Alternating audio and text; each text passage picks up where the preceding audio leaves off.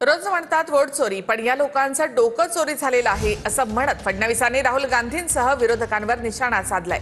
बहिणींच्या मताला चोरी असं म्हणत असतील तर यांच्यापेक्षा मोठा चोर कोण असा सवाल सुद्धा फडणवीसांनी केला।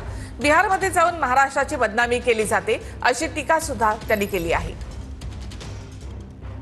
काही लोकांचं अजूनही त्या ठिकाणी समाधान झालेलं नाही। अजून ते तोंडावर पडले, थोबाडावर पडले, मातीत मिळाले तरी देखील सुधारायला तयार नाहीत। रोज म्हणतात वोट चोरी, वोट चोरी, वोट चोरी।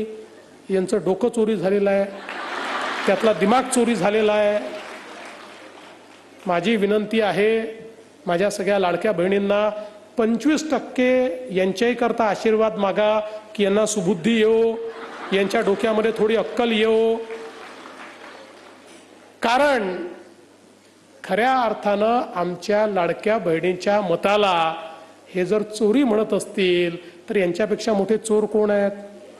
कोणीच नाही आहे। हे कालपर्यंत परदेशात जाऊन भारताची बदनामी करत होते, आता बिहारमध्ये जाऊन महाराष्ट्राची बदनामी करतायत। पण न यांना परदेशात कोणी विचारलं, न यांना बिहारमध्ये कोणी विचारणार आहे। जी परिस्थिती यांची महाराष्ट्रात झाली तीच परिस्थिती यांची बिहारमध्ये देखील होणार आहे।